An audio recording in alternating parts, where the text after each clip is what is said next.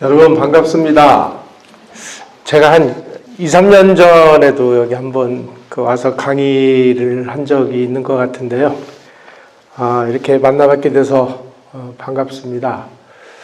이 화창한 날씨에 놀러 가시지 않고 공부하러 오신 분들이 이렇게 앉아 계신 거 보니까 야, 이 나라 앞으로 희망이 있다 이런 생각이 좀 듭니다.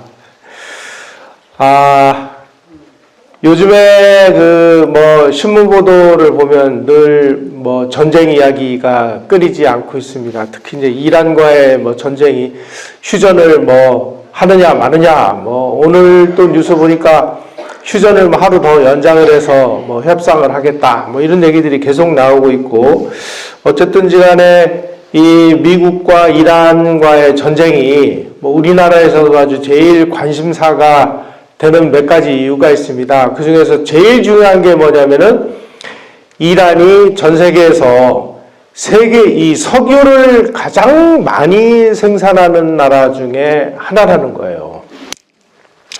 지금 이란이 지금 호르무즈 해협이라고 하는 이 유조선들이 드나드는 통로를 봉쇄하면서 우리나라로는 석유가 공급이 원활하지 않으니까 석유 가격이 올라갑니다.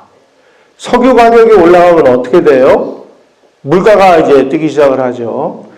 과거 같으면은 다들 차 가지고 계신 분들은 아시겠습니다만은 한 번 가서 5만원어치 주유하면 될 게 요즘 가면은 7만원, 8만원을 내야 되는 이런 상황입니다. 이게 비단 자동차 운영에만 관련된 게 아니고요. 우리 생활 거의 모든 곳에 이 석유와 연관이 없는 곳이 없습니다. 얼마 전에는 이 쓰레기 봉투가 공급이 안 돼가지고 쓰레기 봉투가 없어가지고 쓰레기를 못 버려가지고 난리가 난 적이 있는데 이건 왜 그러냐?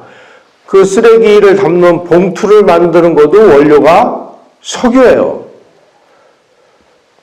그렇기 때문에 이 미국하고 이란 전쟁이 중요한 게 아니라 지금 거기서 이 원유를 실은 이 배들이 못 빠져나오면은 우리나라뿐만이 아니라 전 세계가 다 똑같은 상황에 처해서 자동차가 못 움직이고 자동차만 못 움직이는 게 아니라 요즘에 댁에서 식사 요리할 때 불을 뭘로 켭니까? 다 도시가스로 하잖아요? 도시가스 우리나라에서 나나요? 안 나요. 다 외국에서 사오는 거예요. 그 중에 가장 많은 석유와 가스를 사오는 데가 바로 이란이 있는 중동 쪽입니다. 그래서 여기가 막히는 순간 우리는 이제 도시가스로 밥도 못 해 먹어요. 난방도 못 해. 그러면 앉아가지고 생쌀 씹어 먹나요? 이 정도로 아니 미국하고 이란하고 전쟁이 우리에게 무슨 영향이냐? 이게 아니고 당장 우리가 오늘 아침에 버스를 타거나 차를 타거나 식사를 하거나 하는 일에 직접적인 연결이 있는 바로 전쟁이 미국과 이란과의 전쟁이다. 그래서 우리가 이 전쟁이 도대체 왜 일어났고 어떻게 진행이 되고 도대체 이게 뭐냐 하는 것을 정확하게 알아야만 되는 것이죠. 제가 아까 말씀드린 호르무즈 해협이라는 것이 여기를 얘기하는 겁니다. 여기가 이란이고요. 여기가 사우디아라비아, 카타르, 아랍에미리트, 요 일대가 전부 이 기름이 마련하는 나라들입니다. 그래서 여기서 이제 이 석유를 싣고 이렇게 빠져나와야 되는데 여기를 호르무즈 해협이라고 하는데 여기를 지금 전쟁 때문에 이게 통제가 되고 나니까 석유 공급이 이제 위험해지는 이런 상황이 된 것이죠. 이번 전쟁을 가만히 보면 지금까지의 거의 모든 전쟁들은 하나의 양태가 뭐냐면은 육군들이 가서 막 싸우고 땅을 점령하고 이런 게 거의 지금까지의 모든 전쟁의 기본적인 방법이었습니다. 6.25 때도 인민군들이 쳐내려와가지고 우리 국군이 초기에는 막 밀려가지고 어디까지 내려갔습니까? 저 낙동강까지 밀려 내려갔다가 유엔군이 인천 상륙을 하면서 또 군인들이 와 밀고 올라가고 뭐 이런 거의 모든 전쟁은 이 육군들의 전쟁이었는데 이번에 이 이란하고 미국하고의 전쟁하는 걸 보면은 미국은 이 땅에서 싸우는 육군은 지금 한 명도 보내지를 않았어요. 그냥 비행기를 동원해가지고 비행기를 잔뜩 실은 항공모함을 요쯤 어디나 아니면 저쪽에 어디다 이렇게 대놓고 거기서 비행기를 띄워가지고 원하는 지역을 계속 폭탄 공격을 해가지고 두들겨 부수거나 그 다음에 이제 이란의 이 국가 지도부라고 하는 사람들 이런 사람들을 폭탄으로 공격을 해가지고 암살하거나 지금까지 이런 형태의 전쟁이 우리 인류에서 시작된 적이 없습니다.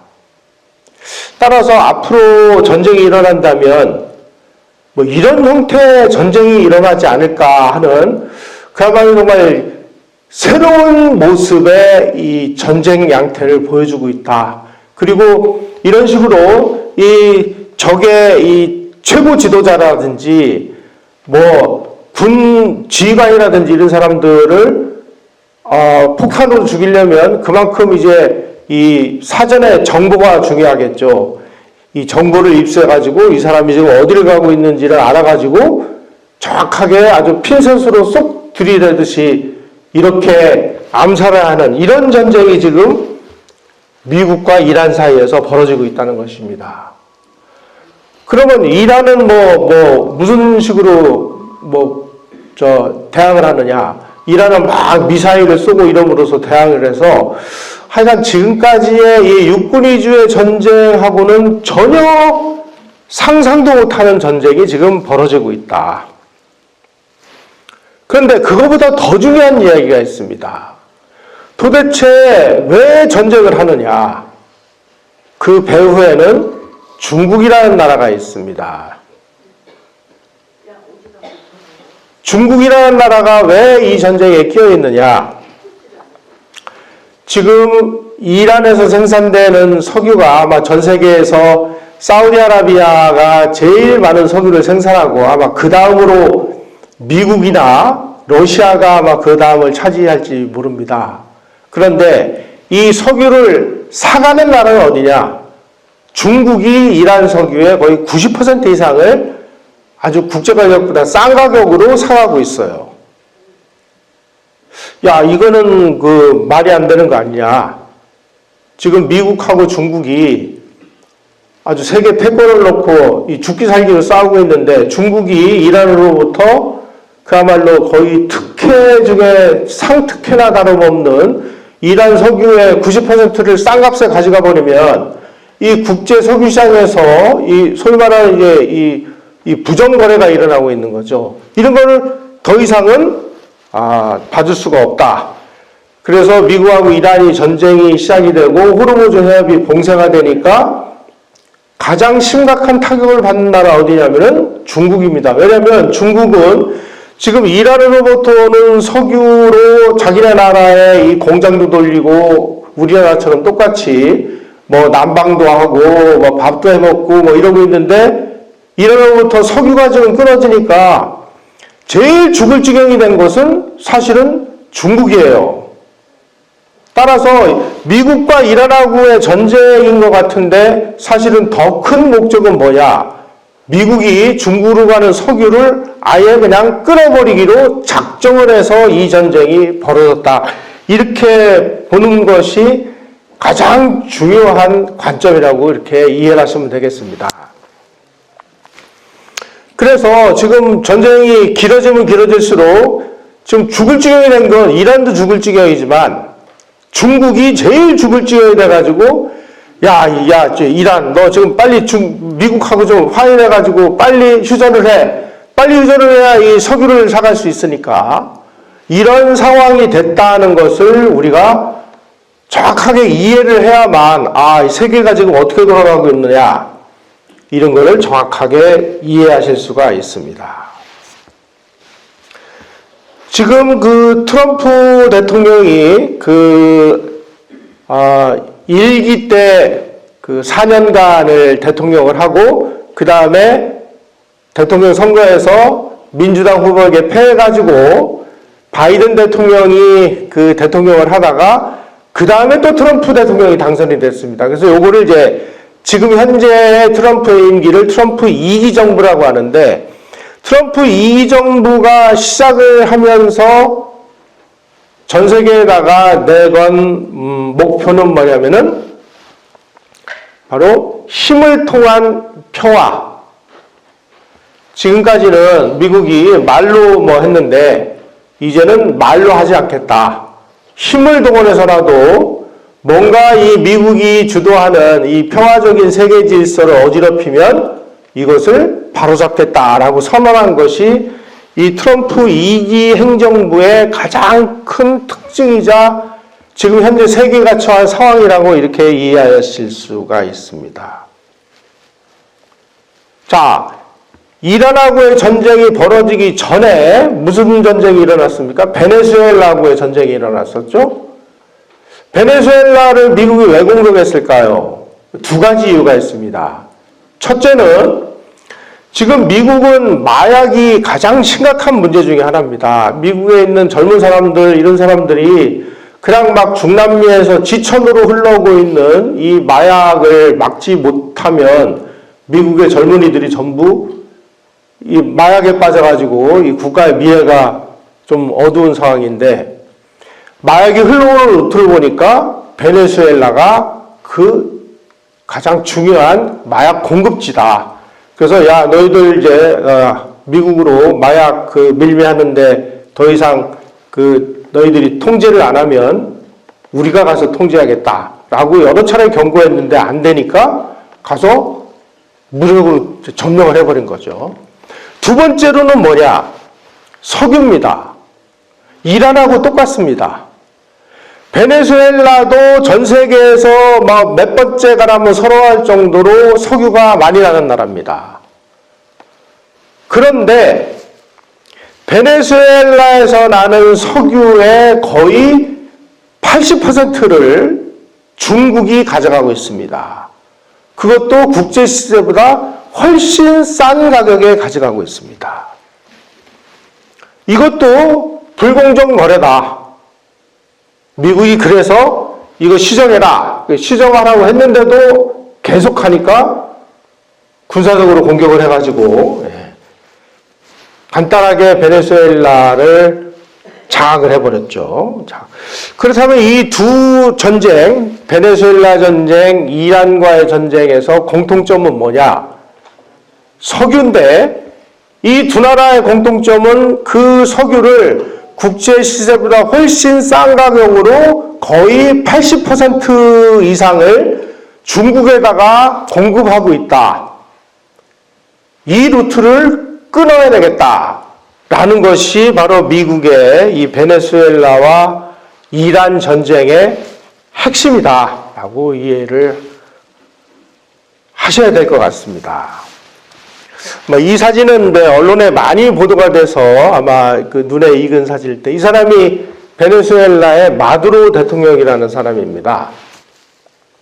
이 양반이 2023년 그러니까 지금으로부터 3년 전에 중국을 방문해가지고 중국하고 외교 관계를 맺었는데 외교 관계 중에서는 가장 최고도의 단계라고 볼 수 있는 중국과의 전천후 전략적 동반자 관계라는 걸 맺었습니다. 이거는요, 어느 나라하고 어느 나라가 이 외교 관계를 맺을 때 이런 식으로 확고부도하게 야 너희들은 이제 우리 편이야 라는 것을 가장 최고의 단계로 표현하는 것을 외교적으로 전천후 전략적 동반자 관계라고 이야기를 하는 것입니다. 자, 이거 말로는 어려운데 핵심 내용은 뭐냐? 중국이 베네수엘라에다가 돈을 엄청나게 빌려줬습니다. 얼마를 빌려줬느냐? 600억 달러, 우리 돈으로 약 80조 원이라고 하는 돈을 빌려줬어요. 그 다음에 뭐 국제 간의 관계에서 공짜라는 것은 없습니다. 돈을 빌려줬으니까 그 돈의 원금과 이자를 앞으로 수십 년 동안 너희 나라 석유 많이 나니까 그 석유를 우리가 가져갈게. 그 대신 석유를 국제 시세보다 뭐 한 30% 내지 40% 뭐 싸게 줘. 이런 거래가 성립이 된 것입니다. 그래가지고 지금 베네수엘라의 석유의 80% 이상이 중국으로 지금 빨려 들어가고 있어요. 그럼 다른 나라는 돈을 가지고라도 베네수엘라에서 석유를 사고 싶어도 못 사는 상황이 벌어진 것입니다. 그것도 국제시세보다 훨씬 싼 가격에. 이렇게 되면은 이건 불공정 거래다. 미국이 시정을 해라. 라고 여러 차례 얘기했는데 그게 안 되니까 군사적으로 공격을 한 것이죠. 또 한 가지는 아까 말씀드렸듯이 이 베네수엘라가 여기가 미국이고요. 여기가 멕시코고 바로 여기가 베네수엘라인데 여기에서 엄청난 그 마약이 아주 무차별로 지금 들어가고 있을 뿐만 아니라 이 베네수엘라라고 하는 나라에 이 중국의 어떤 군사적인 그 분야의 무기를 함으로써 여기서 미사일을 쏘면 아주 미국이 이제 위험해지는 이런 상황까지 가버린 것입니다. 다시 말씀드리면 베네수엘라의 석유뿐만 아니라 중국의 이 군사기지로까지 활용될 수 있는 이런 형태의 외교관계를 맺으니까 미국은 이런 거를 그냥 놔두면 미국의 안보에 직접적인 위해가 가해지는 이런 상황이 되니까 어떤 형태로든 브레이크를 걸 수밖에 없는 그런 상황이 됐다. 한마디로 베네수엘라하고 중국의 이 외교적인 밀착은 미국의 턱에다가 칼을 들이대고 협박을 하는 이런 모양새가 돼버린 것입니다. 그런데 우리나라의 언론들은 이런 내용들에 대해서는 지금까지 그 중국과 베네수엘라가 손을 잡고 마약을 미친 듯이 미국으로 공급을 한다든지 이런 내용에 대해서는 언급을 안 해요.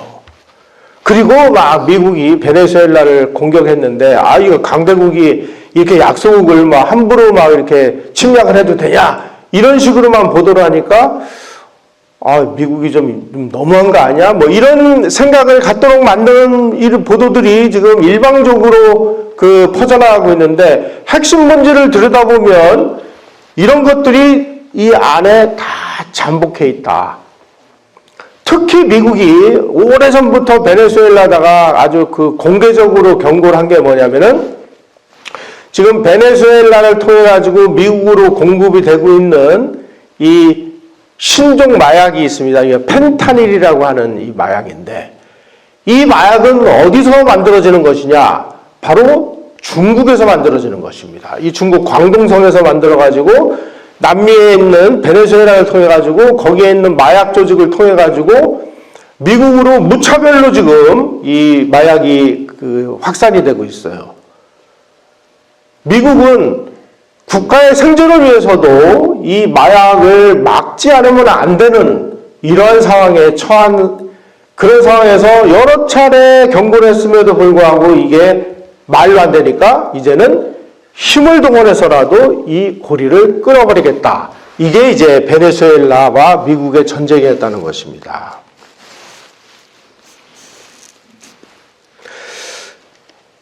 또 한 가지는 중국이 지금 이 전 세계의 주요한 이 항구, 그 다음에 중요한 공항 이런 데를 아주 무차별로 돈을 주고 사고 있습니다.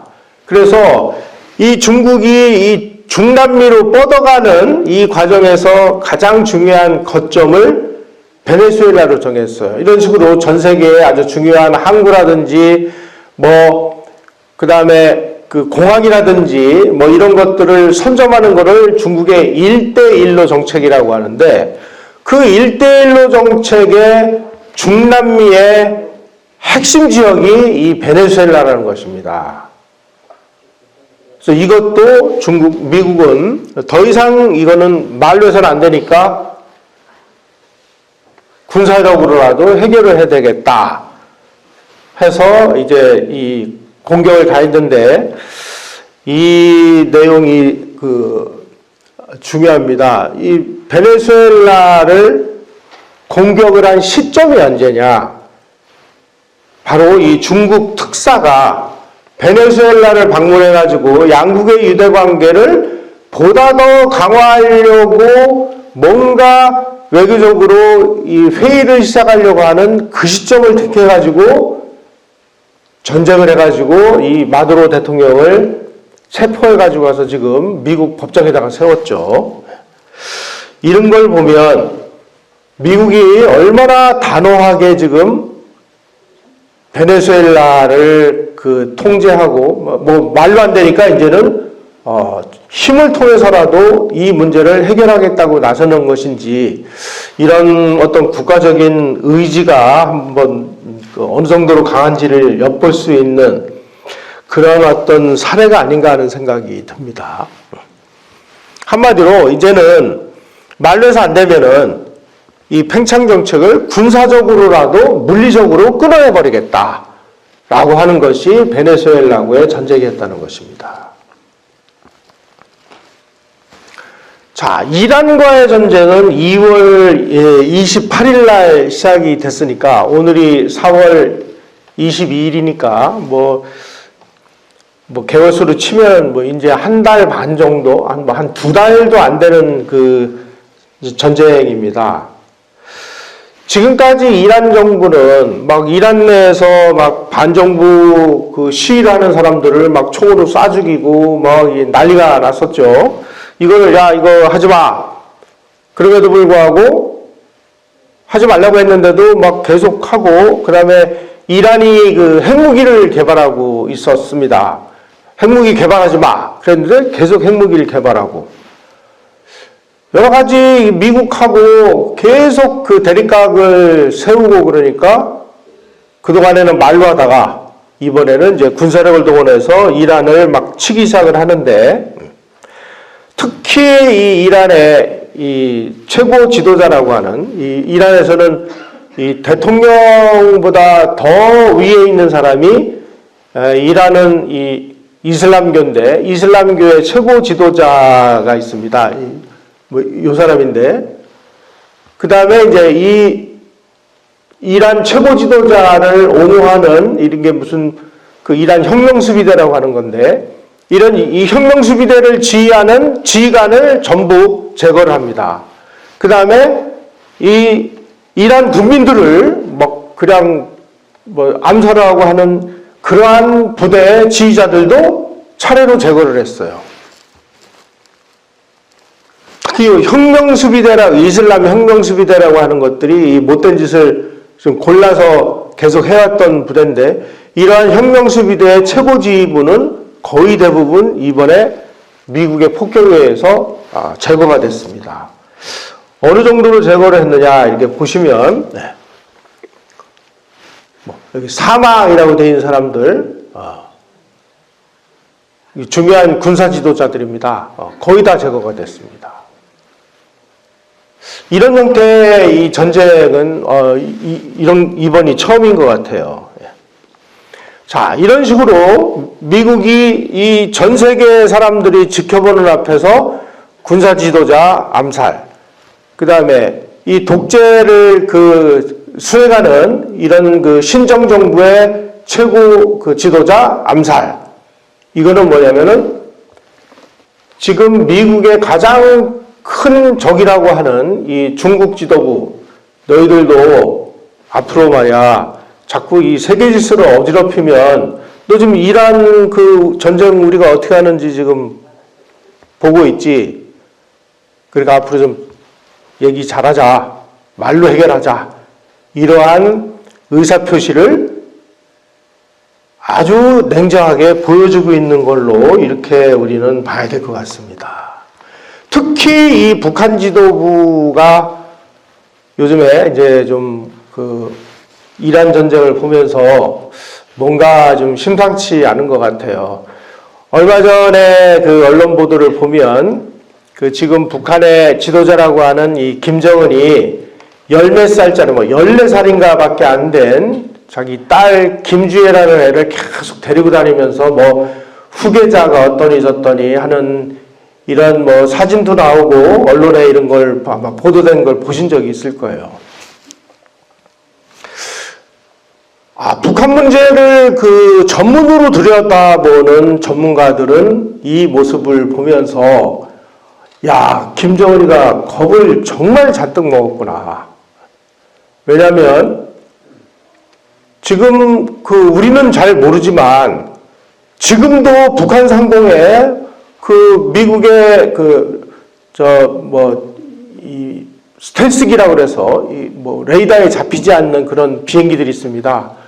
그런 것들이 지금 뭐 북한 상공을 날아다니고 있는지 아닌지도 몰라요. 근데 미국에서는 가끔씩 한 번씩 공개를 합니다. 우리가 지금 한반도 지형 숙지 훈련을 하기 위해서 스텔스 전폭기들이 한반도에 와서 훈련을 하고 있다라고 일부러 언론에다가 발표를 합니다. 제가 언론계 현역으로 있을 때 주한미군 그 005팀에서 우리 오늘 오산에서 이러이러한 그 전략 폭격기들이 지형 숙지 훈련을 왔으니까 사진 찍고 싶으면 와서 구경해라. 그래서 한번 구경 간 적이 있어요. 그 비행기들이 이제 붕 떠서 어디론가 싹 사라집니다. 한반도 지형 숙지 훈련 그러면 우리 남한 지역을 지형 숙지하는 줄 알았더니 알고 보니까 북한 쪽 지형 숙지 훈련을 하러 다니는 거예요. 이게 레이더에 안 걸리니까 아무도 모르는 겁니다. 그러니까 김정은이는 자기 딸을 계속 언론에다가 노출시키고 하는 이유는 뭐냐면은 너희들이 나 암살해도 우리 후계자 지금 다 준비돼 있어. 이거를 일부러 보여주고 있는 거예요. 우리는 그렇게 보면 아마 정확할 것 같습니다. 그래서 제가 말씀드린 대로 이 베네수엘라 전쟁과 이란 전쟁을 들여다보면 이 두 나라 사이에 공통적으로 얽혀있는 문제는 석유구나. 이 두 나라는 전 세계에서 아주 석유가 가장 많이 생산되는 나라 중에 손꼽는 두 나라구나. 그런데 이 나라가 자기네들의 석유의 거의 7, 80%를 중국에다가 싼 값에 그것도 공급을 하는 그런 나라구나. 이런 공통점이 발견이 됩니다. 그 다음에 또 하나의 공통점은 뭐야? 바로 이 석유 거래를 국제 통용 화폐인 달러가 아니라 중국 화폐인 위안화로 그 결제를 했었다는 사실입니다.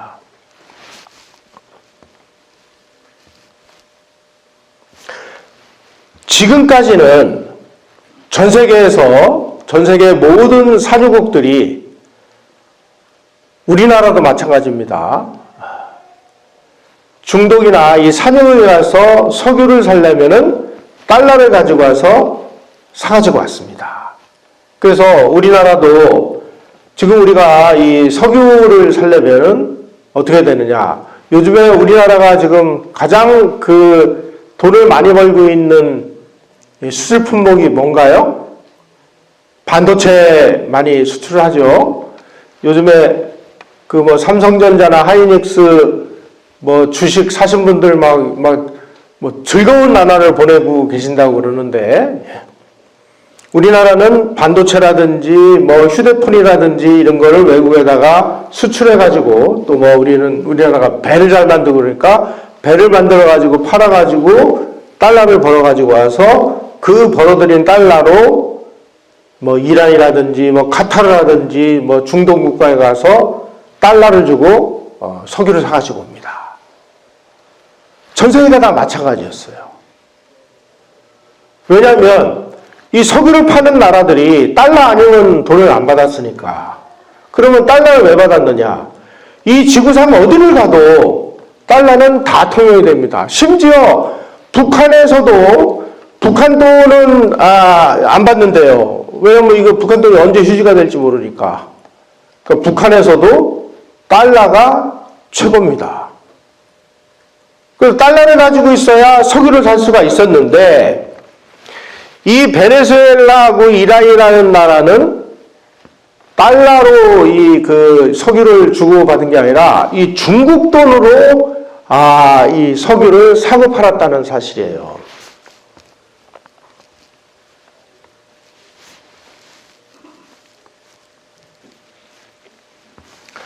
자, 이란의 이 사례를 보겠습니다. 이란이 지금 자기 나라에서 나는 석유를 어디에다가 수출하는지를 도표로 만드는 게 있는데 여기 보시면 중국이 그 이란에서 나는 이 석유의 89%를 중국이 가져가고 있어요. 그런데 이 중국으로 가져가는 것도 그렇지만 중국하고 이란이 지금까지는 달러로 이 석유를 사고 팔았는데 이제는 중국 돈으로 이걸 사고 팔고 있다. 그 다음에 6%는 시리아 뭐 이렇게 돼 있습니다. 자, 이렇게 되면은 지금까지 이 국제 화폐라고 알려진 이 달러의 가치가 아주 심각하게 흔들릴 수 있는 이런 상황에 처한 것이죠. 자, 그러면은 이란하고 중국이 어떤 식의 거래를 했느냐? 이란이 2021년, 그러니까 지금부터 5년 전에 중국하고 25개년 전면 협력 계획이라는 걸 체결했습니다. 앞으로 25년 동안 중국이 이란에다가 480조 원이나 되는 어마어마한 돈을 빌려주고 그 빌려준 돈의 원금과 이자를 석유로 가져가겠다. 이란 석유. 야, 우리가 이렇게 너희들한테 돈도 빌려주고 그러니까 우리한테는 특혜를 줘. 그래가지고 이란 석유를 국제 시세보다 싼 가격에 거의 90%를 중국이 가져가는데 그거를 중국 돈으로 거래를 한다. 자, 이렇게 되면 이제 가장 심각한 문제가 되는 것은 이 달러를 발행하는 미국이 되겠죠. 자, 이런 식으로 전 세계의 석유는 모두 달러로 결제를 한다라고 하는 이 정책을 페트로 달러라고 하는 정책인데, 페트로라는 영어로 이제 석유를 얘기하고 석유는 달러로 산다라는 게 페트로 달러라고 하는 것입니다. 지금까지 50년 동안을 지켜온 이 원리 원칙이 중국과 이란, 중국과 베네수엘라의 관계 때문에 완전히 지금 엉켜버리고 있습니다. 이게.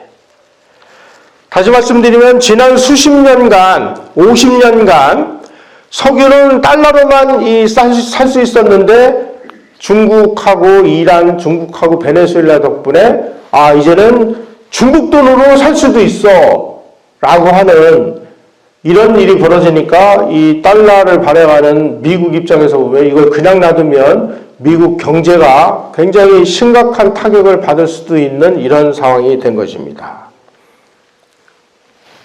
자, 그러면은 이 석유를 달러로 산다라고 하는 이 정책이 어떻게 만들어졌느냐? 1970년대 초에 미국이 이 닉슨 대통령 시절에 그 당시 미국이 경제적으로 굉장히 어려웠습니다. 근데 1970년대 초까지만 해도 이 미국의 이 달러화는 달러를 가지고 있는 나라들이 미국한테 야, 우리 이 종이 쪼가리로 되어 있는 이 달러 이거 우리 금으로 바꿔줘 하고 이 요구를 하면 미국 정부는 그거에 해당하는 만큼을 금으로 내주게 돼 있어서 이걸 이제 금태환 정책이라고 하는데 미국이 이 경제가 어려워지니까 이거 우리 이제 더 이상 그 달러하고 금을 못 바꿔주겠어 라고 선언을 해버렸습니다. 그래서 이 국제적으로 아주 대혼란이 일어났어요. 그 다음에 야 이거 어떻게든지 이 달러를 가치를 유지해야 되겠다. 그래가지고 이 산유국 중에서도 가장 많은 석유를 생산하는 사우디아라비아하고 미국이 비밀협정을 맺었습니다. 그게 바로 1974년 7월 8일 날입니다. 사우디아라비아에다가 앞으로 우리가 당신들의 안전을 보호해 줄 테니까 당신들이 생산하는 이 석유는 전부 달러화로만 결제를 하도록 하자. 그래서 전 세계 이 석유 1위 생산국인 사우디가 앞으로 이제 모든 그 거래, 이 석유 거래는 달러로만 하겠다. 이렇게 되니까 다른 산유국들도 다 따라서 이렇게 됐습니다. 이거를 이제 페트로달러라고 하는데, 그 당시에 이 비밀협정을 추진한 사람이 바로 이 미국 재무장관, 요 분이 이런 걸 만들어냈습니다. 그 다음에 사우디아라비아는 이제 이 석유를 팔아가지고 엄청난 달러가 들어오니까 그 달러를 다시 미국에다가 투자를 했습니다. 그래서 미국이 이 사우디아라비아의 투자에 대해서는 아주 건실한 그 이윤을 보장해 주니까 달러가 전 세계에서 안정이 돼가지고 이때서부터 이 달러를 중심으로 한 국제 경제가 안정적으로 발전하기 시작을 했어요. 이게 이제 페트로달러 체제라고 하는 건데, 그 당시에 74년에 맺은 이 비밀협약이 기한이 50년이었습니다. 50년이면 74, 84, 94, 2004, 2014, 2024, 2024년, 그러니까 재작년에 이 비밀협정이 만료가 됐어요. 그래서 2024년 6월 9일 날 석유는 달러로만 산다 하는 이 정책이 이제 만료가 되다 보니까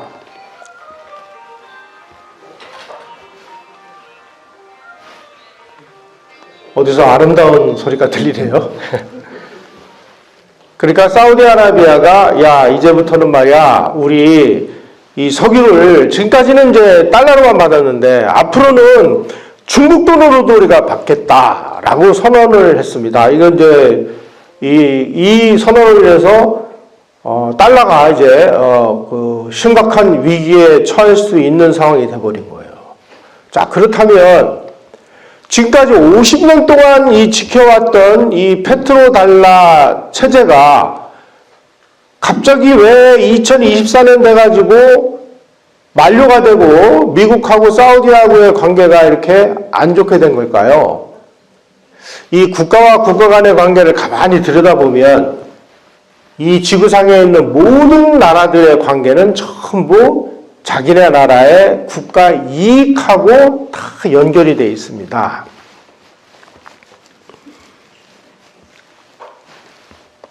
그동안에 미국은 자기네 나라에 묻혀있는 석유는 거의 개발을 안 했습니다. 그러다가 이제 미국도 우리도 이제 우리 그 석유를 개발해서 써야 되겠다. 그래서 미국은 이제 그 셰일 가스, 셰일 오일이라고 해서 미국도 이제 아주 특수한 기술을 개발해가지고 미국에서 자국 본토에서 석유를 생산하기 시작을 해가지고 미국도 이제 거의 뭐 세계 1, 2위를 다투는 산유국이 됐습니다. 그러다 보니까 그동안에 세계 최대의 산유국은 사우디아라비아였는데 그 이전까지는 미국이 자기네 나라 석유는 그 개발도 안 하고 거의 사우디아라비아의 석유를 사다 쓰다 보니까 미국이 굉장히 중요한 고객이었는데 이제 미국은 자기네 나라에서 나는 석유로 자기네 나라 수요를 충당하고도 남으니까 사우디아라비아의 석유를 굳이 사올 필요가 없는 상황이 된 거예요. 두 번째로는 미국도 이제 자국 수요를 충족하고도 남으니까 미국의 석유를 해외에다가 수출해야 되는 상황이 돼버린 겁니다. 이렇게 되다 보니까 사우디아라비아하고 미국이 그 이전까지만 해도 뭔가 이 서로 거래 관계가 있으니까 좋은 관계가 됐었는데 이제부터는 사우디아라비아하고 미국이 이 국제 시장에서 석유를 놓고 서로 경쟁을 하는 경쟁 국가가 돼버린 거예요, 이게. 자, 이렇게 되다 보니까 사우디아라비아나 이 중동의 석유를 제일 많이 사주던 나라가 그전에는 미국이었는데 이제는 미국은 자기네 나라 석유로 자기네 나라가 알아서 쓰니까 국제시장에서 제일 큰 손은 중국이 돼버린 것입니다. 그러니까 중국이 사우디아라비아라든지 뭐 이런 나라들에게 야, 우리가 지금 너네 나라 석유를 이렇게 많이 사주는데 이제 달러로만 그 결제할 필요 뭐 있어. 우리 중국 돈을 그 줄 테니까 중국 돈 받을 거야, 안 받을 거야? 안 받으면 우리 다른 데 가서 살 거야. 이렇게 되니까 사우디아라비아도 할 수 없이 이제 중국 돈을 받아가지고 팔 수밖에 없는 이런 상황이 돼버린 것입니다.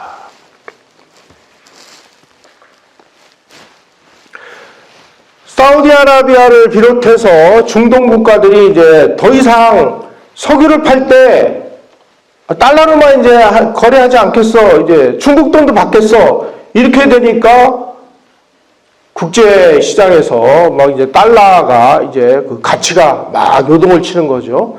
우리나라도 한동안 이 달러하고 이 원화하고 거래 때문에 막 이 환율이 올라가가지고 막 지금도 막 거의 1,500원대 가까운 이런 일이 벌어지고 있지 않습니까? 이게 다 이런 그 세계 정세하고 맞물려서 이렇게 움직이는 거예요.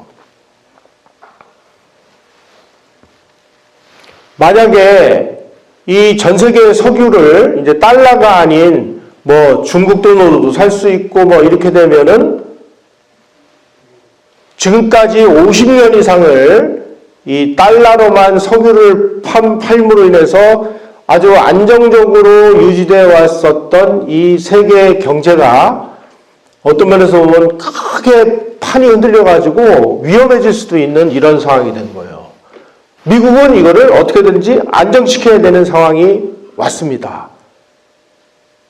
그래서 아주 노골적으로 미국의 정책에 거부를 하고 위안화로만 지금 석유를 그 사고 파는 이란하고 베네수엘라를 정확하게 겨냥을 해서 공격을 하고 있는 거예요.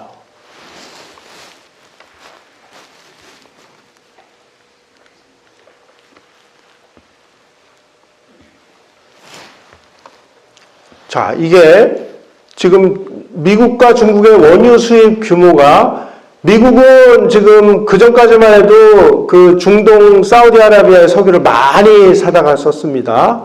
그런데 자기 나라에서 상당 부분의 석유가 나니까 굳이 외국에서 석유를 사다 쓰지 않으니까 이 원유 수입 규모가 점점 줄어들고 있어요. 중국은 경제가 발전하면서 이 석유가 계속 많이 필요하니까 계속 외국에서 좀 사다 써야 되는데 중국은 2004년만 해도 이 정도밖에 안 됐는데 이게 쭉 계속 올라가면서 이제는 전 세계에서 중국이 가장 많이 석유를 수입하는 나라가 됐습니다. 역전이 됐어요. 이게 2015년쯤에. 이렇게 되면은 중국은 자기네 나라에서 필요한 석유를 어떻게든지 외국에서 사와야 되는데 외국에서 사오지 않으면 중국은 나라가 스톱이 됩니다. 다시 말씀드리면 중국으로 향하는 이 석유만 끊어버리면 중국은 경제성장이 스톱이 되거나 아니면 절벽으로 떨어지거나 이런 상황이 왔습니다. 지금.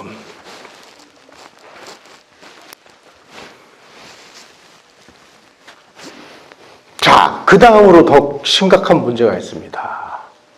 지금 미국은 1970년 초에 닉슨 대통령에 의해서 달러를 가지고 와서 야 이거 금으로 바꿔줘. 그러면은 금으로 바꿔주기로 했던 이 정책을 폐기를 했기 때문에 미국은 이제 달러 금태환이라는 것이 없습니다. 그런데 그럼에도 불구하고 이 달러는 아주 전 세계적으로 이 기축통화 역할을 하고 있기 때문에 뭐 전 세계 어디를 가도 이 달러가 통용이 안 되는 나라는 없습니다. 그런데 이 중국 돈 위안화라는 거는요, 중국 내에서는 통용이 되죠. 그런데 이제 국제 결제를 하려면 이 돈이 다른 나라에 가서 통용이 안 되는 거예요, 이게. 그러면은 이 산유국들이 아니 중국 돈 뭐 석유 팔아가지고 번 중국 돈을 아무리 많이 가지고 있으면 뭐합니까? 이 돈을 다시 다른 나라에다가 뭐 물건을 사거나 아니면 뭐 빚을 갚으려고 중국 돈을 주면 중국 돈이 안 받는데 그러니까 이제 중국도 아 이거 안 되겠다. 그러니까 옛날에 미국이 했던 것처럼 너희들이 지금 위안화를 가지고 오면 언제든지 우리가 이거를 금으로 바꿔줄게. 그래서 위안화를 이제 금태환 정책을 선언을 했어요. 그러니까 위안화를 안심하고 받아도 돼라고 이제 국가적으로 이제 큰 소리를 딱 쳤는데 공산주의 국가가 하는 말을 언제 뒤집을지 누가 합니까? 다시 말씀드리면 중국 정부의 이 약속을 정말 믿어도 되는 거냐? 전 세계에서 위안화가 통용될 날이 과연 올 것이냐? 이런 부분에 대한 이 의구심과 의문을 지금까지 해결을 못했어요. 그러다 보니까 야, 이 달러는 계속 출렁출렁대지. 중국은 이거 위안화로 이거 돈 받아도 되는 거야? 이거 의심스럽지. 그러니까 세계 각국이 그래도 믿을 것은 금밖에 없다. 그래가지고 각국 정부가 막 금을 사모으기 시작을 했습니다. 요즘에 금값이 막 엄청나게 지금 치솟았습니다. 이거 왜 치솟았느냐? 이제 달러도 믿기가 어렵고 저 중국 돈도 믿기 어려우니까 확실한 거는 금밖에 없다. 그러니까 다른 나라들이 전부 금을 사재기를 하는 바람에 전 세계 금값이 지금 막 뛰어오르고 있어요. 그래서 요즘에는 이제 얼마 전만 해도 아이들 돌잔치하고 그러면은 돌반지를 해주고 그랬는데 요즘에 이제 돌반지 이런 거는 엄두도 못 내죠. 금값이 하도 올라가지고. 이거 왜 그러냐?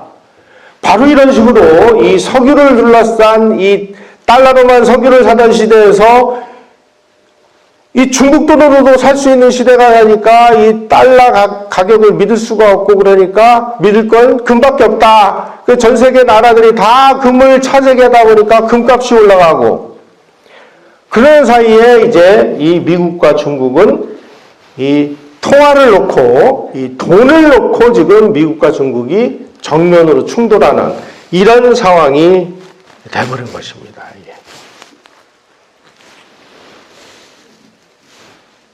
한마디로 이 금값이 이런 식으로 천정부지로 치솟는 이유는 전 세계 거의 모든 나라의 이 정부의 중앙은행들이 정신없이 이 금을 사재기를 하고 있기 때문이에요.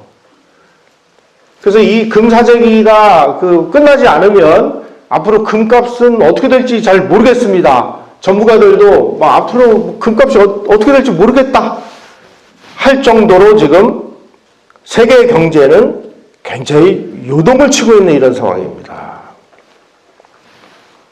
하지만 분명한 것은 그 전까지만 해도 무조건 석유는 달러로만 사야 되는 시대에서 달러가 아니면 안 되는 시대에서 이제는 달러 없이도 할 수 있는 다시 말씀드리면 이제 일부에서는 중국 돈도 통용되는 이런 사회가 되는 거 아니냐 이런 쪽으로 이행을 하고 있는 것은 사실인 것 같습니다. 마찬가지로 아까 제가 베네수엘라 말씀드릴 때 이 베네수엘라가 중남미를 향하는 이 중국의 이 1대1로라고 하는 이 항만이라든지 고속도로라든지 공항이라든지 이런 거를 선점을 해서 이 중국의 세력을 그 지역에다가 확산시키는 이 통로였다고 말씀을 드렸는데 마찬가지로 이란도 중동 지역에다가 이 중국의 이 1대1로라고 하는 이 고속도로, 전력, 항만 이런 거를 중동 지역으로 퍼뜨리는 가장 중요한 이 거점 역할을 하고 있다. 미국 입장에서 보면 이 이란을 기점으로 해가지고 정신없이 이 중동 지역으로 이 중국의 세력을 확산시키는 이런 것들을 끌어내지 않으면 골치 아프다. 이런 여러 가지 석유 문제에서부터 돈 문제에서부터 이러한 1대1로라고 하는 이런 어떤 교통망에 이르기까지 여러 가지 문제들이 막 겹친 게 이란 문제다, 이게.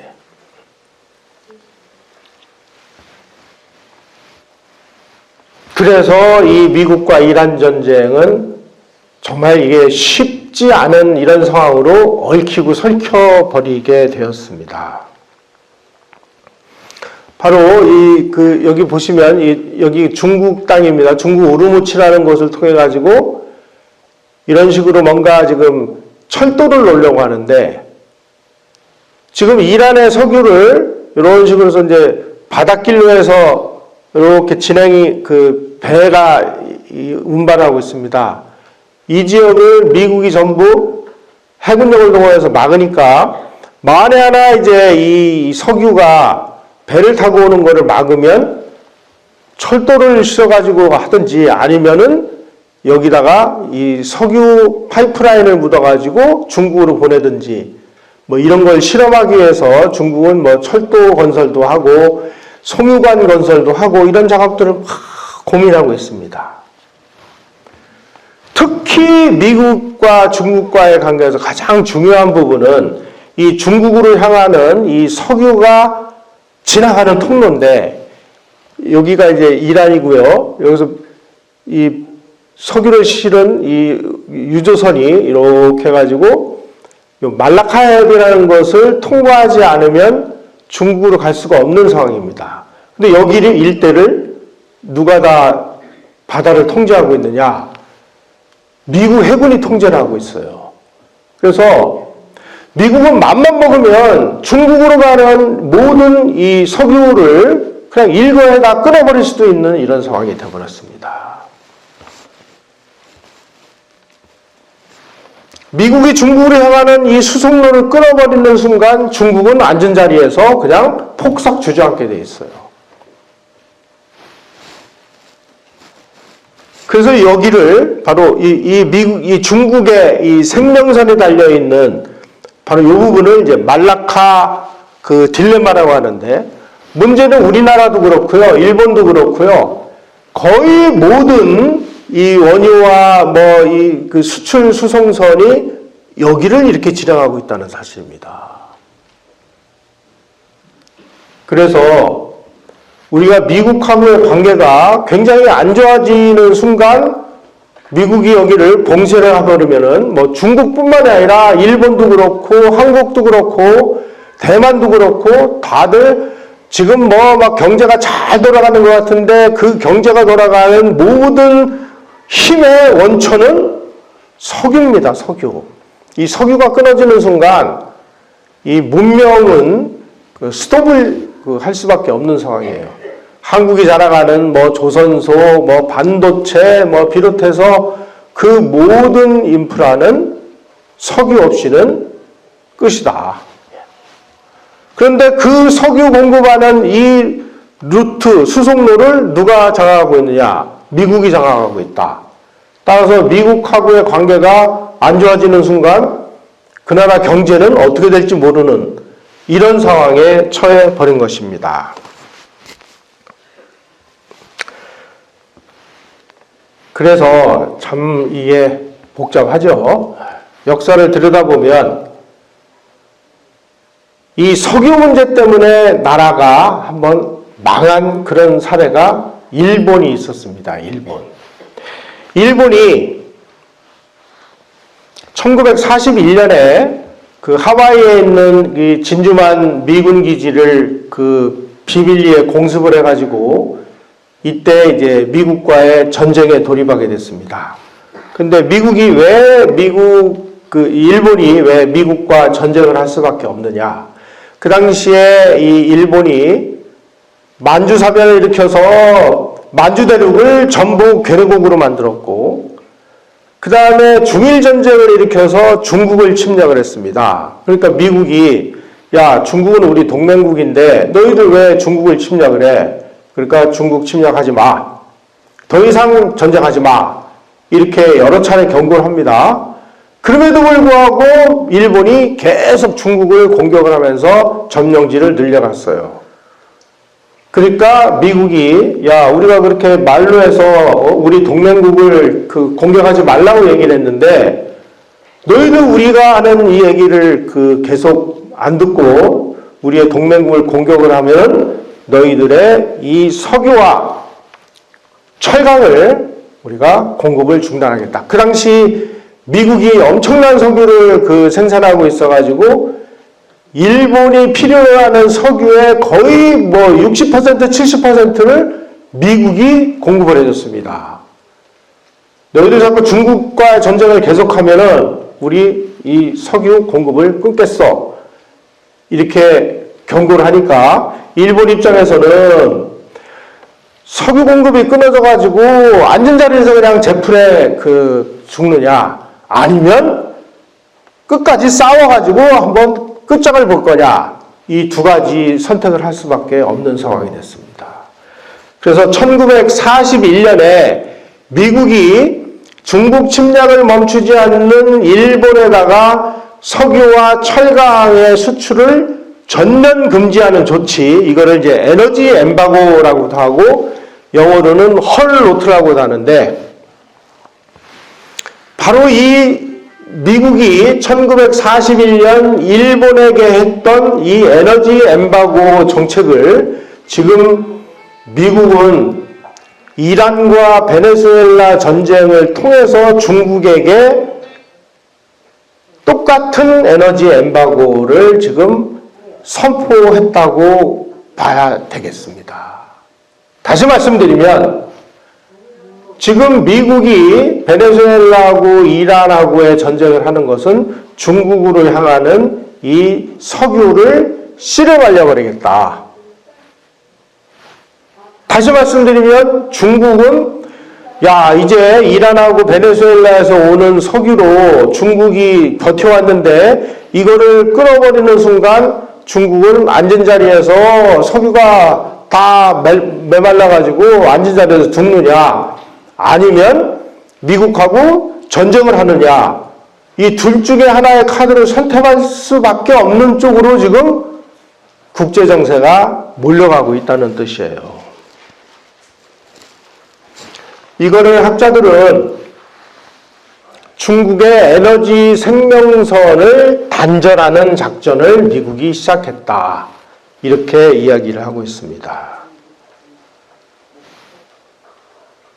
어떤 면에서 보면 지금 우리 인류는 2차 세계대전이 1945년 8월 15일 날 일본의 항복으로 끝났는데, 2차 세계대전이 끝난 이후로 어쩌면 이 3차 세계대전이 일어날지도 모르는 가장 위험한 상황으로 지금 진행하고 있는 이 문턱에 우리는 서 있다고 봐야 될 것 같습니다. 지금까지 중국이 막 생산하는 이 모든 제품을 미국 시장을 열어가지고 중국 제품을 사줌으로 인해서 중국의 경제 성장을 도왔습니다. 그래서 중국이 경제적으로 성장하면 전 세계의 이 자유민주주의 체제, 그리고 시장경제 체제에 순응하듯이 중국도 공산주의에서 벗어나서 인류의 어떤 인권을 신장하고, 그리고 자유를 더 허용을 하고, 특히 지금 여기 오늘 오신 분들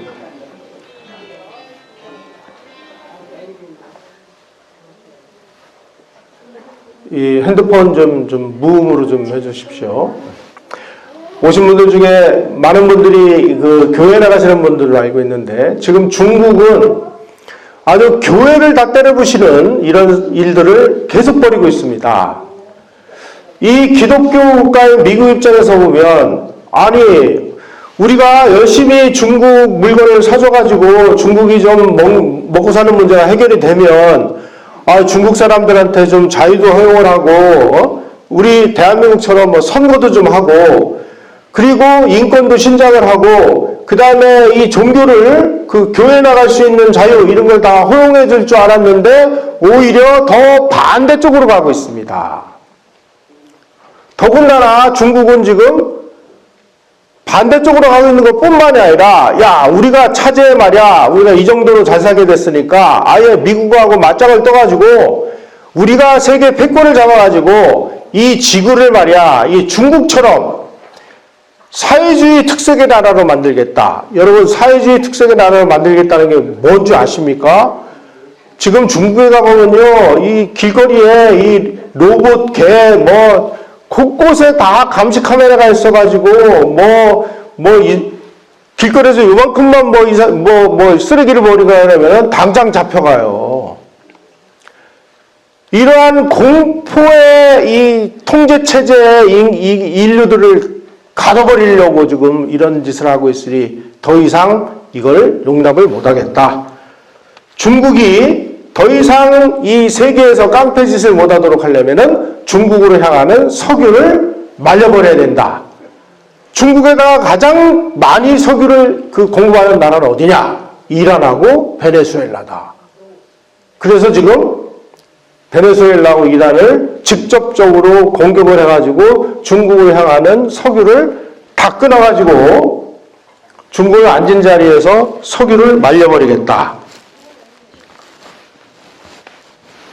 이미 미국은 이런 정책을 확정을 하고 전쟁으로 지금 자기네 나라의 의사표시를 하고 있습니다.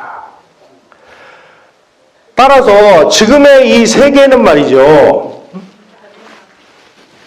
중국이 어떤 선택을 할 것인가에 따라서 아마 이 세계 정세가 좀 크게 좀 요동을 칠 것으로 전문가들은 그렇게 보고 있습니다. 중국이 국제질서에 순응을 해서 우리 더 이상 이제 인권 탄압 안 하고 교회 안 때려부시고 그 중국인들에게 기본적인 인권과 자유를 허용하겠다. 이렇게 나오면 큰 문제 없이 잘 넘어갈 수 있을 것 같고, 아니다. 우리가 지금 이렇게 미국이 우리를 계속 압박을 하고 그러면은 미국이 지금 중국을 포위하고 있는 이 포위망을 그냥 꽝 뚫고 나와가지고 우리가 태평양을 장악을 해서 미국하고 맞짱을 뜨겠다. 이렇게 나오면은 어쩌면 3차 세계대전을 우리가 맞게 될지도 모르는 이런 굉장히 위험한 상황이라고 볼 수 있습니다. 중국도 앉은 자리에서 당할 수만은 없으니까 러시아로부터 이 송유관을 만들어가지고 미국이 방해하지 않는 그런 루트를 통해가지고 석유를 공급받기 위해서 시베리아의 힘이라고 하는 이러한 이 송유관을 만들지를 않나 많은 노력들을 하고 있어요. 과연 이게 이제 어떻게 진행이 될 것이냐 하는 걸 이제 학자들이 열심히 지켜보고 있고, 가장 큰 문제는 이게 이제 이 중국이고, 아까 말씀드린 대로 석유가 요 루트를 타고 이렇게 지금 왔다 갔다 하고 있는데, 여기를 미국이 지금 제1차 도련선, 여기 이제 1차 봉쇄선, 2차 봉쇄선 그래가지고 이 중국이 이 항공모함이나 이런 게 이 태평양으로 못 나오도록 지금 이 봉쇄망을 치고 있는데, 이 봉쇄망의 딱 한복판에 있는 것이 대만입니다. 그래서 미국이 계속 우리한테 압박을 가하면은 이번 기회에 이 봉쇄망을 아주 뚫고 태평양으로 나가기 위해서 대만을 공격하겠다 하고 중국이 대만을 공격하는 순간 일본도 참전하게 될 것이고, 한국에는 지금 주한미군 기지가 있지 않습니까? 주한미군도 참전하게 될 것이고, 그럼 한국은 어쩔 수 없이 아마 중국은 전쟁이 여차해서 나면 대만을 공격하는 것하고 동시에 주한미군 기지를 공격할 수도 있습니다. 이렇게 되면 우리가 원하든 원하지 않든 이 국제전쟁에 우리는 휘말려 들어갈 수밖에 없는 상황이 될 수도 있고, 그래서 아주 우리가 지금까지 살아온 그 중에서 가장 위험한 상황에 우리가 놓여 있다.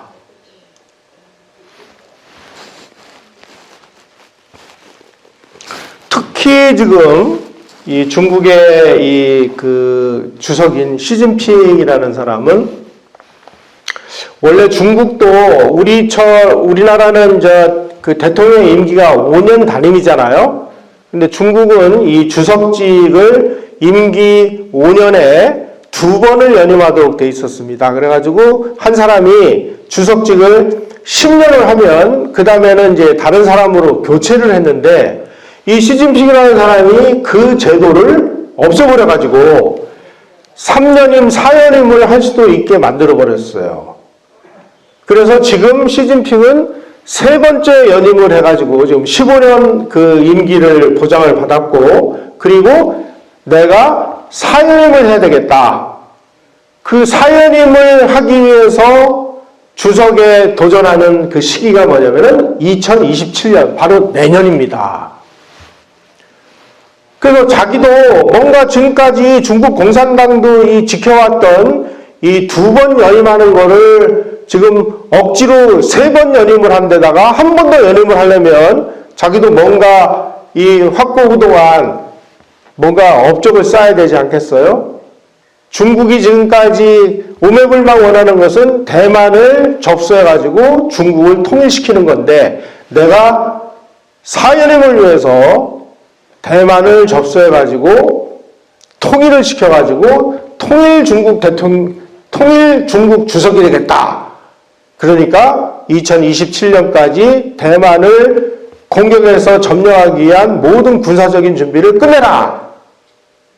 그게 바로 내년이 그 해라는 거예요. 그래서 지금부터 내년 2027년까지 요 과정이 우리가 지금까지 살아온 것 중에서 가장 어떤 면에서 보면은 이 그 혼돈이 시작될 수도 있는 굉장히 위험한 상황인데, 문제는 우리 언론들이 이런 걸 정확하게 얘기를 안 해주니까, 그래, 우리 국민들은 뭐 태평성대 나라에서 무슨 여차하면은 현금 나눠준다고 그러니까 좋아가지고 지금 앉아있는데, 지금 우리가 서 있는 이 자리가 얼마나 위험한 자리인지 하는 것을 우리 언론들이 좀, 우리 국민들에게 좀 잘 이해를 시켜서 우리가 지금 국가적으로 뭘 어떻게 해야 되느냐. 그리고 우리는 이게 막 그 현란하게 지금 막 출렁출렁하고 있는 이 국제정세에서 대한민국이 살 길은 뭐냐. 우리가 지금과 같은 이 번영의 길을 계속 가려면 어떤 길을 가야 되느냐 하는 거를 우리 언론들이 좀 정확하게 얘기를 해줘야 되는데, 우리 언론들 보면은 요즘 보면은 거의 미국하고 이란하고 전쟁에서 이란이 이기고 있는 이 어쩌고 이런 식의 보도를 지금 하고 있어서 참 여러 가지로 좀 걱정이 됩니다.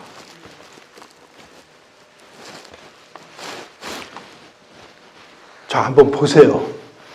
중국이 대만을 공격을 하면 여기가 여기 미국 군사기지가 있습니다. 오키나와에도 미국 군사기지가 있습니다. 한국에도 미국 군사기지가 있습니다. 그래서 중국이 여기를 공격하면 여기 있는 미군들, 그 다음에 일본, 이게 다 참전을 할 텐데, 중국이 여기 있는 그 미군 기지 그냥 놔두겠어요? 우리가 원하든 원치 않든 이런 문제가 벌어지면 우리도 똑같이 이 국제전쟁에 휘말려 갈 수밖에 없는 이런 상황에 우리는 처해 있습니다. 그럼 우리가 어떤 식으로든 정말 이 난세에 힘이 없어가지고 뭔가 일을 잘 하려면 주주제도 잘 써야 되는데, 우리가 어느 쪽으로 국가의 그 진로를 결정을 해야 지금보다 더 나은 그런 삶을 살 수 있을까요? 그래서 대만의 위기는 지금 한국의 운명하고도 아주 직결이 되어 있습니다. 왜냐하면 말이죠, 대만이 만약에 이 중국에 넘어간다고 치면 여기 일대는 전부 이 중국의 이 영향력에 들어갑니다. 그러면은 일본도 그렇고 한국도 그렇고 아까 말씀드린 대로 저 중동 지역에서 오는 석유가 거의 우리는 90% 이상이 여기를 지나가고 있는데, 우리의 이 국가의 생명선에 달려있는 이 석유 수송로가 중국이 통제하는 선에 들어가는 순간 우리는 그냥 앉은 자리에서 중국이 협조 안 해주면 그냥 제풀에 그냥 주저앉는 이런 상황이 되고 마는 거예요. 그래서 지금 우리가 무슨 지금 삼성전자, 하이닉스 주식 가격이 오르니 뭐니 이런 걸 보면서 많은 사람들이 좀 크게 우려하고 있는데, 야, 지금 이거에 우리가 좀 일희일비할 때냐. 지금 세계 동향이 어떻게 돌아가고 있는데, 만약에 중국이 대만을 공격을 해가지고 이 전쟁이 벌어질 경우에 가장 큰 피해를 보는 나라가 어디냐를 이 학자들이 다 연구를 해놨습니다. 제일 먼저 공격을 당하는 대만이 가장 큰 피해가 날 것이다. 마이너스 40%의 국내 총생산이 줄어들 것이다. 두 번째가 어디냐? 한국입니다. 한국이 마이너스 23.3%가 될 것이다. 네.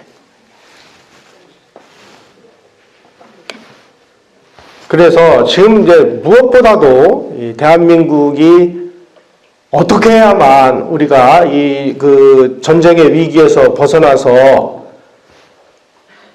우리가 번영의 길을 갈 수 있을 것이냐. 우리가 비관적으로 보면 너무 비관적인데요. 낙관적으로 보면 미국의 정책은 중국이 더 이상 세계의 공장 역할을 하지 못하도록 강력하게 통제를 하겠다는 것이기 때문에 중국이 지금 전 세계에다가 공급하고 있었던 모든 이 중간재를 중국이 더 이상 공급을 못하면 우리나라가 그걸 다 대신할 수 있습니다. 따라서 정말 우리가 이번 기회를 잘만 활용하면은 제2의 도약을 해가지고 정말 명실상부한 세계 최고 선진국으로 오를 수도 있는 절호의 기회가 왔다. 항상 위기는 기회와 함께 오기 때문에 이런 위기를 우리가 어떻게 슬기롭게 극복을 해서 이 나라를 더 반석 위에 올려놓느냐 하는 그러한 방법론을 우리가 모색을 해야 될 때가 왔고, 아마 그것이 우리에게 통일의 절호의 기회가 될 수도 있지 않을까.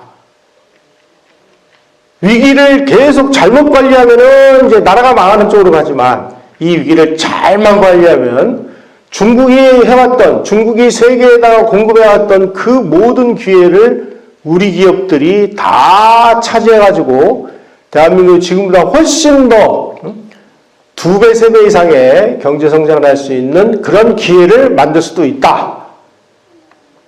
우리 국민들이 정신을 바짝 차리면 위기를 기회로 바꿀 수도 있다 하는 말씀을 드리면서 오늘 제가 준비한 강의 이것으로 마치도록 하겠습니다. 고맙습니다.